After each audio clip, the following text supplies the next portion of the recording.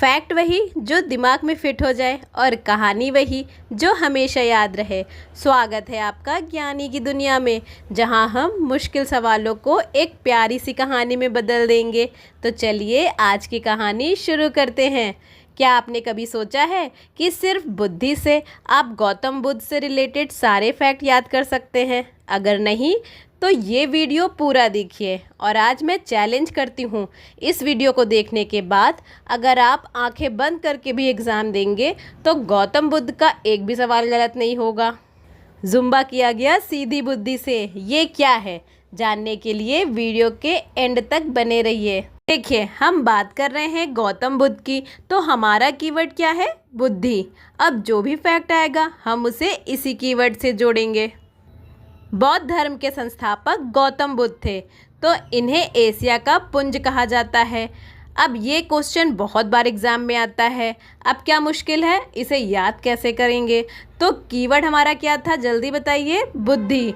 तो बच्चों, जिसके पास सबसे ज़्यादा बुद्धि होगी वही तो पूरे एशिया को ज्योति दिखाएगा, है ना? इसलिए इन्हें कहा गया लाइट ऑफ एशिया। तो अब हम जब भी क्वेश्चन आएगा कि लाइट ऑफ एशिया किसे कहा जाता है, तो हम याद रखेंगे गौतम बुद्ध को। अब हम बात करते हैं गौतम बुद्ध के जन्म की। एग्ज़ाम में बार बार ये क्वेश्चन आता है, ठीक है, और हम लोग कंफ्यूज हो जाते हैं। तो अब मेरी बात ध्यान से सुनिए। जब इतनी तेज बुद्धि वाला बच्चा पैदा होता है तो सब खुशी के मारे क्या करेंगे? सब उन्हें गोद में लेकर लुम्बा डांस करेंगे। वैसे तो बच्चों जुम्बा डांस तो सुना होगा। अब आप लोग सोच रहे होंगे ये लुम्बा डांस कौन सा है? तो ये एक नया डांस हो गया, ठीक है। इसको मैंने बस याद रखने के लिए जुम्बा को लुम्बा कर दिया। तो आप लोग भी याद रखिएगा। लुम्बा से हम लोग क्या याद रखेंगे? लुम्बिनी। तो बच्चों याद रखना, तीव्र बुद्धि वाला बच्चा जब पैदा हुआ तो सबने क्या किया? लुम्बा किया।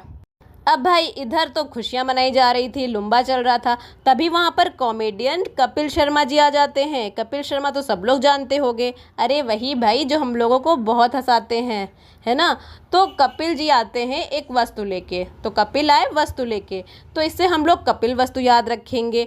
तो भाई लुम्बिनी कपिल वस्तु के पास है, और ये कहाँ पे है? नेपाल में है। अब ये भी हमसे क्वेश्चन पूछा जाता है कि नेपाल में कपिल वस्तु के पास लुम्बिनी है और यहाँ पे इनका गौतम बुद्ध जी का जन्म हुआ था। तो आप पूरा याद रखिएगा।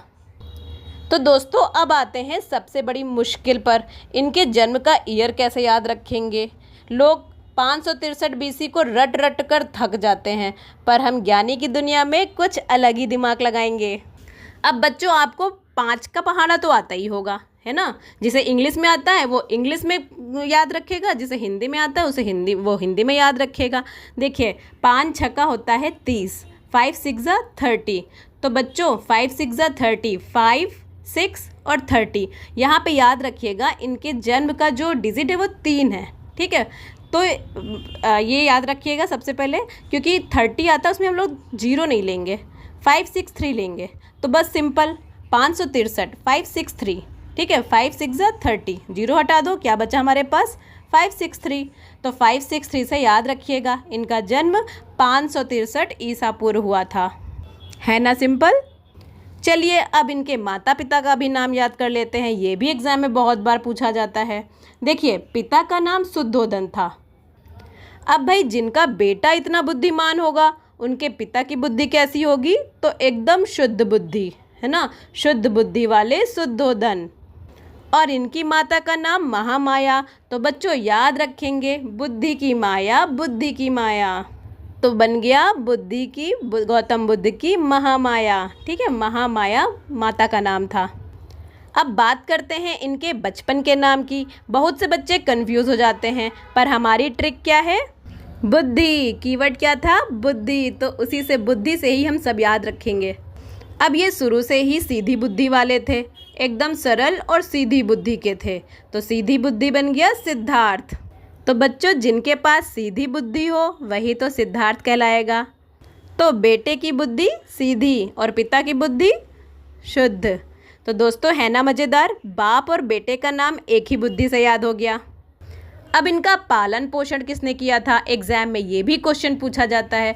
तो बच्चों, गौतमी ने इन्हें गौतम बनाया। सिंपल, आप ये याद रखिएगा, गौतमी ने इन्हें गौतम बनाया। इनका पालन पोषण प्रजापति गौतमी ने किया था। अब भाई इनकी पत्नी से भी मिल लेते हैं। तो हमें कीवर्ड याद है ना, क्या था कीवर्ड, बुद्धि था। अब हमारे गौतम बुद्ध जी के पास इतनी तेज बुद्धि थी, उनके दिमाग में इतने आइडियाज़ आते थे। अब वो इतना सारा ज्ञान और यश अपनी पत्नी के पास धरते थे। धरना मतलब रखना, वो रखते नहीं धरते थे। तो यश धरने से याद रखेंगे यशोधरा। एग्ज़ाम में यशोदा भी आएगा, पर आपको याद रखना है यशोधरा, क्योंकि बुद्ध जी ने अपना ज्ञान धरा था, इसीलिए यशोधरा सही जवाब रहेगा। क्योंकि बुद्ध जी ने अपना ज्ञान धरा था, इसलिए यशोधरा सही जवाब है। दोस्तों, क्या आपने कभी किसी घोड़े को कत्थक करते देखा है? नहीं ना। लेकिन हमारे तीव्र बुद्धि वाले गौतम बुद्ध जी का घोड़ा कत्थक करता था। इसे याद करने के लिए सोचिए कि इनका घोड़ा कत्थक कर रहा है। कत्थक से याद रखेंगे कंठक। जब भी एग्जाम में कंठक आए तो याद रखिएगा वही डांस करने वाला घोड़ा। अब इनके सारथी से मिल लेते हैं। इनके सारथी का नाम था चन्ना। इनका जो सारथी था उसे चना खाना बहुत पसंद था। वो दिन भर क्या चबाता था, चना चबाता रहता था। तो याद रखिएगा, चना खाने वाला सारथी चन्ना। अब भाई एग्ज़ाम में ये भी बहुत पूछा जाता है कि इनके पहले गुरु कौन थे, दूसरे गुरु कौन थे। चलिए आज हम लोग इन्हें हमेशा के लिए याद कर लेते हैं। इनके पहले गुरु का नाम था अलार कलाम, ठीक है, और दूसरे गुरु का नाम था उद्र का रामपुत्र। अब इन्हें भी हमेशा के लिए याद करने के लिए एक ट्रिक सोचते हैं। इनके पहले गुरु थे अलार कलाम और दूसरे उद्र का रामपुत्र। अब इन्हें भी याद कर लेते हैं। दोस्तों, जब बुद्ध जी घर से निकले तो पहले अलार्म बजा और फिर उन्होंने अदरक वाली चाय पी। तो अलार्म से याद रखेंगे अलार कलाम और अदरक से क्या याद रखेंगे, उद्र का रामपुत्र को याद रखेंगे। पहले पी अदरक वाली चाय नहीं, पहले क्या हुआ, अलार्म बजा। अलार्म बजा से अलार कलाम और अदरक वाली चाय से उद्र का रामपुत्र, याद रखिएगा। जब गौतम बुद्ध जी ने अपना घर त्याग किया तो उस घटना को महाभिनिष्क्रमण कहा गया, ठीक है। ये बहुत इंपॉर्टेंट क्वेश्चन है, तो इस मुश्किल शब्द को भी याद करते हैं ट्रिक से। बुद्ध जी ने 29 वर्ष की उम्र में घर से 9-2-11 हुए, ठीक है। अब 9-2-11 का मतलब तो पता है ना, मतलब होता है भाग जाना। 29 साल की उम्र के दोनों डिजिट को देखिए, 2 और 9। अब इन दोनों को जोड़ दो तो क्या बन जाता है, 11। बस याद हो गया ना। तो 29 वर्ष की उम्र में वो घर से 9-2-11 हो गए और इस घटना को महाभिनिष्क्रमण कहते हैं। देखिए इसमें निश आ रहा है, निकलना, निश, ठीक है, निष्कासित, है ना। ऐसे करके कुछ ट्रिक बना लीजिए, ऐसे याद रखिए, महाभिनिष्क्रमण।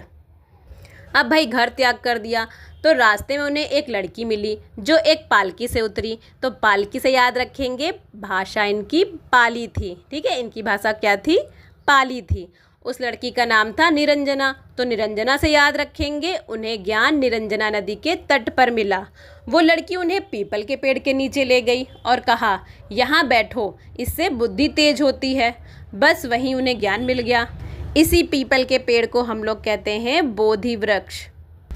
इन्हें ज्ञान निरंजना नदी के तट पर 35 वर्ष की आयु में, ठीक है, 29 वर्ष की आयु में इन्होंने गृह त्याग किया था। फिर 6 साल बाद इन्हें 35 वर्ष की उम्र में निरंजना नदी के तट पर पीपल पेड़ के नीचे, जिसे बोधि वृक्ष भी कहा जाता है, वहाँ पे इन्हें ज्ञान प्राप्त हुआ। अब जब ज्ञान मिल गया तो उन्होंने सबसे पहले अपना उपदेश सारे नाथों में बांट दिया, ठीक है, सारे नाथों को दिया। तो इस घटना को धर्मचक्र प्रवर्तन कहा गया।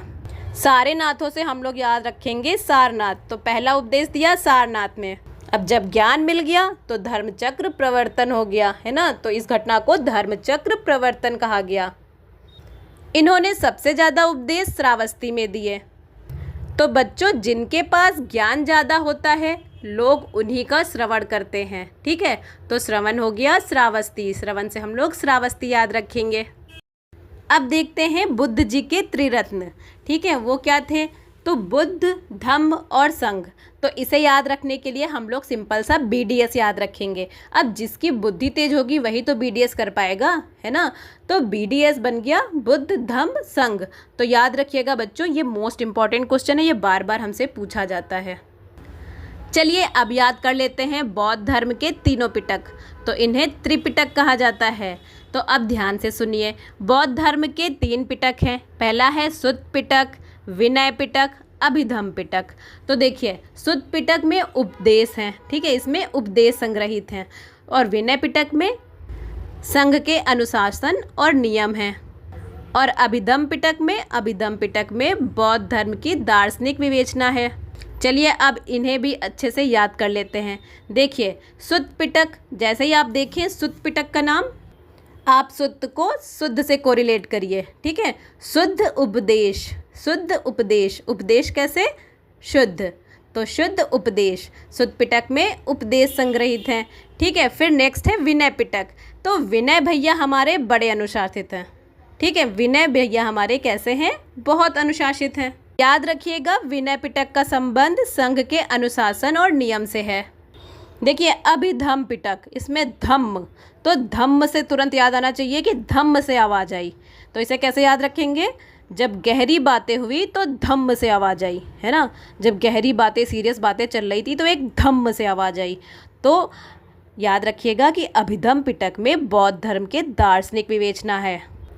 तो बच्चों, बौद्ध धर्म के तीनों पिटक अब याद रखिएगा, है ना। और जो इनकी भाषा है ना, इसमें जो भाषा का यूज किया गया है वो है पाली। ये भी क्वेश्चन आता है।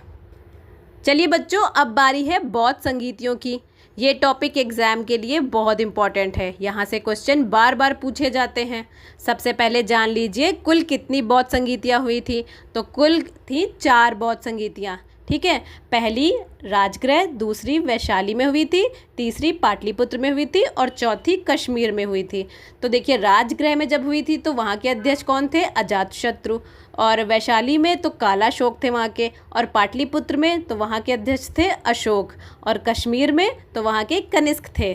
तो हमारी ट्रिक है, राज ने वैशाली पटाली, फिर कश्मीर घूमने गए। तो राज से राजगृह, वैशाली तो वैशाली, पटाली से पाटलिपुत्र और कश्मीर से कश्मीर। चलिए अब फटाफट इनके राजाओं को भी याद कर लेते हैं। तो अजातशत्रु, कालाशोक, अशोक और कनिष्क, इन्हें याद रखेंगे अजाकाल, अशोकान, अजाकाल, अशोकनी, अजाकाल, अशोकनी, ठीक है। 2-3 बार याद बोलिएगा ऐसे। पहले बोलिएगा राज ने वैशाली पटाली, फिर कश्मीर घूमने गए, ये तो दिमाग में फिट हो गया होगा। फिर अजाकाल अशोकनी, अजाकाल अशोकनी, तो इससे याद हो जाएगा आजा मतलब अजातशत्रु, और काल से कालाशोक, और आशो से याद रखेंगे अशोक को, और कनि से कनिष्क। अब यहाँ ध्यान दीजिए बच्चों, तृतीय बौद्ध संगीति अशोक के समय हुई थी, और यही क्वेश्चन एग्जाम में बहुत बार पूछा गया है। अब बच्चों, गौतम बुद्ध की मृत्यु कब हुई थी? अब ये भी हम लोग याद कर लेते हैं। तो इनकी मृत्यु 483 ईसा पूर्व में हुई थी, और यह कुशीनगर में हुई थी। तो इसे याद रखने के लिए ट्रिक देखते हैं। सोचो, गौतम बुद्ध ने अपनी आखिरी सांस खुशी खुशी ली, तो खुशी से क्या याद रखेंगे? खुशी याद रखेंगे। तो खुशी से हो गया कुशी, तो कुशीनगर। आखिरी सांस कैसे ली? खुशी खुशी ली। तो कुशीनगर में इनकी मृत्यु हुई थी, और इस घटना को क्या कहा गया? महापरिनिर्वाण। ये मोस्ट इम्पॉर्टेंट है, ये बहुत बार पूछा जाता है एग्जाम में। अब चलिए फटाफट इसे भी याद कर लेते हैं हमेशा के लिए। देखिए, इस नाम में क्या आ रहा है? परि आ रहा है, महापरिनिर्वाण। परे या पड़ा शब्द से क्या याद रखेंगे? गौतम बुद्ध धरती पर लेटे हुए अवस्था में हैं। अच्छा, आप लोग कभी गांव गए हैं? गांव में लोग क्या बोलते हैं कि पर रहो यहाँ पे, है ना, कि ये देखो परे हैं यहाँ, मतलब लेटने को वो लोग लेटना नहीं बोलेंगे, वो लोग परे बोलते हैं। तो देखिए, परी आ रहा है ना। और जब कोई मृत्यु जिसकी होती है वो क्या होता है? उसको लिटा दिया जाता है ना ज़मीन पर। तो महापरिनिर्वाण, परी आ रहा है तो याद रखिएगा कि इस घटना को महापरिनिर्वाण कहा गया है। अब 483 कैसे याद रखेंगे? देखो, 4 का 2 गुना होता है 8, ठीक। 4 के बाद क्या आया? 8। और सबसे खास बात, गौतम बुद्ध के जन्म के वर्ष 563 में क्या आया था? लास्ट में 3 आया था। तो याद रखिएगा, इनके जन्म में भी लास्ट की डिजिट 3 है और मृत्यु की भी लास्ट की डिजिट क्या है, 3 है। और जन्म की हम लोग ने कैसे याद किया था, 5 का टेबल से याद किया था ना, याद है ना। और इसका क्या याद करेंगे, 4 की टेबल से याद कर लेंगे, ठीक है। 4 2 ज़ा 8 और लास्ट में 3। तो याद रखिएगा दोनों की लास्ट डिजिट 3 हैं। चलो बच्चों, अब गौतम बुद्ध का पूरा रिवीजन ट्रिक से फटाफट कर लेते हैं। हमारा कीवर्ड याद है, क्या था, बुद्धि। सबसे ज़्यादा बुद्धि वाले एशिया को लाइट दिखाएंगे, तो इन्हें ही लाइट ऑफ एशिया कहा गया, याद रखिएगा। अब बच्चों, इतनी तेज बुद्धि वाले बच्चा पैदा हुआ था तो सबने क्या किया था, जुम्बा नहीं लुम्बा किया था। तो याद रखिएगा, लुम्बिनी नेपाल में है, कपिलवस्तु के पास। जन्म 563 ईसा पूर्व में, याद है ना इसकी ट्रिक, 5 का टेबल। बचपन का नाम क्या था, सिद्धार्थ, सीधी बुद्धि वाले सिद्धार्थ। पिता का नाम शुद्धोधन, शुद्ध बुद्धि वाले शुद्धोधन। पालन पोषण किसने किया था, प्रजापति गौतमी ने गौतम बनाया। पत्नी का नाम क्या था, जल्दी बताइए। बुद्ध जी अपने सारे यश और ज्ञान किसके पास धरते थे, तो यशोधरा। घोड़े का नाम, वो घोड़ा कौन सा डांस करता था, कथक, तो कंथक याद रखना घोड़े का नाम। और किसको चना बहुत पसंद थे, इनके सारथी को, चन्ना को। इनके पहले और दूसरे गुरु का नाम याद है कि भूल गए, ट्रिक याद है ना। पहले क्या हुआ था, अलार्म बजा था और फिर अदरक वाली चाय पी थी। तो पहले गुरु अलार कलाम और दूसरे उद्दक रामपुत्र। अब बच्चों फटाफट बता दीजिए, 29 वर्ष की उम्र में क्या हुआ था, 2 + 9 क्या आएगा, 11 है ना। 2 और 9 को जोड़ोगे तो क्या आएगा, 11। तो 29 वर्ष की आयु में ग्रह त्याग किया और इस घटना को महाभिनिष्क्रमण कहा गया। बच्चों इनकी भाषा क्या थी, पाली, याद है ना। पालकी से निरंजना उतरी थी और निरंजना नदी के तट पर पीपल के पेड़ के नीचे ज्ञान प्राप्त हुआ, इसलिए इस वृक्ष को बोधि वृक्ष कहा गया। पहला उपदेश कहाँ दिया था इन्होंने, तो सारे नाथों को दिया था, तो सारनाथ हो गया। और सबसे ज़्यादा उपदेश कहाँ दिया, श्रावस्ती में। जिसे ज्ञान ज़्यादा होता है उसे लोग श्रवण करते हैं, तो श्रवण से श्रावस्ती याद रखेंगे। इनके त्रिरत्न याद हुए ना, BDS, बुद्ध धम्म संघ। और खुशी खुशी आखिरी सांस कहाँ पे लिया था, जल्दी से बताओ। इनकी मृत्यु कहाँ पे हुई थी, कुशीनगर में। इनकी बौद्ध संगीतियाँ जरूर याद कर लीजिएगा, ठीक है। राज ने वैशाली पटाली और आजाकाल अशोकनी। तो बच्चों आज हमने गौतम बुद्ध के बहुत सारे इंपॉर्टेंट फैक्ट ट्रिक से याद कर लिए हैं। उम्मीद करती हूँ सारे क्वेश्चन आपके दिमाग में हमेशा के लिए फिट हो गए होंगे। लेकिन अभी भी गौतम बुद्ध के कुछ इंपॉर्टेंट फैक्ट और एग्ज़ाम में बार बार पूछे जाने वाले क्वेश्चन अभी बाकी हैं। तो इसका दूसरा पार्ट भी बहुत जल्द आएगा, जिसमें मैं इनके सारे इंपॉर्टेंट फैक्ट आपको याद करा दूंगी ट्रिक से। बच्चों अगर वीडियो पसंद आया हो तो चैनल को सब्सक्राइब ज़रूर करिएगा और वीडियो को लाइक करिएगा और अपने फ्रेंड्स के साथ शेयर ज़रूर करिएगा। मिलते हैं अगली ट्रिक के साथ, तब तक के लिए हैप्पी लर्निंग।